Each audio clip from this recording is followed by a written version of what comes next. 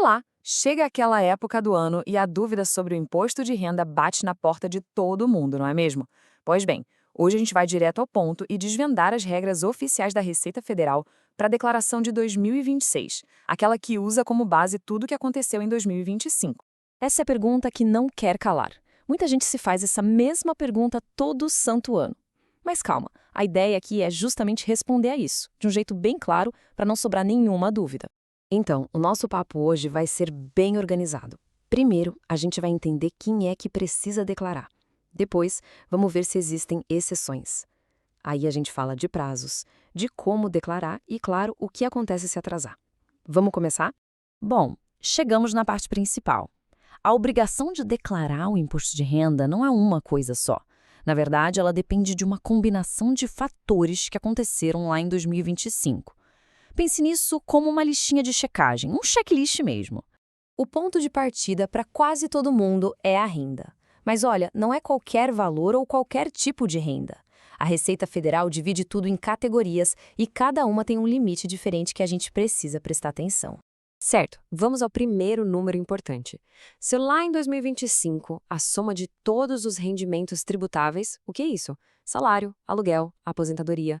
Se tudo isso passou de R$ 35.584, então sim, a declaração é obrigatória. Agora, tem outro tipo de ganho. Se uma pessoa recebeu mais de R$ 200.000 em rendimentos, que são isentos ou tributados só na fonte, como por exemplo uma doação, uma herança, o 13º ou até um prêmio de loteria, aí também precisa declarar. E quem trabalha no campo, hein? Para atividade rural existe uma regra bem específica. Se a receita bruta em 2025 foi maior que R$ 177.920, a declaração se torna necessária. Beleza, agora a gente muda um pouco o foco. Não vamos mais falar de renda e sim do patrimônio, ou seja, daquilo que a pessoa acumulou. A regra aqui é a seguinte: se no último dia de 2025, lá em 31 de dezembro, a soma do valor de todos os bens e direitos, isso inclui imóveis, carros, investimentos, se tudo isso passou de R$ 800.000, pronto, já entrou na lista de quem precisa declarar. Certo. Além da renda e do patrimônio, existem algumas movimentações financeiras ou até mudanças de vida que por si só já obrigam a pessoa a declarar, não importa nem os valores que a gente viu até agora. São algumas situações bem pontuais. Por exemplo, vendeu um bem e teve lucro? Fez operações na bolsa de valores que somaram mais de R$ 40.000 em vendas ou teve qualquer lucro, mesmo que pequeno? Passou a morar no Brasil em 2025? Se a resposta for sim para qualquer uma dessas perguntas, a declaração já se torna obrigatória. O mesmo vale para quem tem bens no exterior, seguindo as novas regras. Mas, e aí, será que toda regra tem uma exceção? No imposto de renda, a resposta é sim. Existem algumas situações bem específicas que podem liberar alguém da entrega, mesmo que a pessoa se encaixe em um dos critérios que a gente acabou de ver. A primeira exceção vale para casais. Imagina que o único motivo para declarar é ter um patrimônio acima de 800 mil. Se esses bens são do casal e o cônjuge já declarou tudo, a outra pessoa fica dispensada, contando que os bens particulares dela não passem do limite. A segunda situação, que é bem comum, é a do dependente.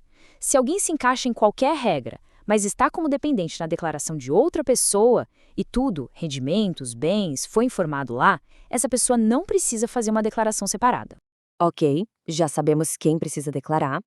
Agora, a parte prática. Quando e como se faz isso? A Receita Federal define um período certinho e também as ferramentas oficiais para enviar tudo. Anota aí na agenda para não esquecer. O período de entrega em 2026 começa no dia 23 de março e termina sem choro nem vela no dia 29 de maio, um minutinho antes da meia-noite.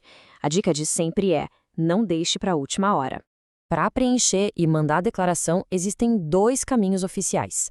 Tem o jeito mais tradicional, que é baixando o programa gerador da declaração no computador, e tem o serviço Meu Imposto de Renda, que dá para usar direto no site da Receita ou pelo aplicativo no celular, que, vamos combinar, tem sido cada vez mais usado pela praticidade. Tá, mas e se o prazo passar batido? É super importante saber o que acontece. Vamos falar sobre as multas por atraso e também de uma coisa interessante: a possibilidade de declarar mesmo sem ser obrigado. A regra da multa é bem direta. Quem entrega depois do prazo paga 1% ao mês, calculado em cima do valor do imposto que era devido. E essa multa já começa a valer no primeiro dia depois que o prazo acaba. Mas olha só esse detalhe que é fundamental. Mesmo que não tenha nenhum imposto a pagar, ou até se tiver restituição para receber, existe uma multa mínima. O valor é de R$ 165,74 só por não ter entregado no prazo. E o valor máximo dessa multa pode chegar a 20% do imposto devido. E para fechar, uma dica bem importante.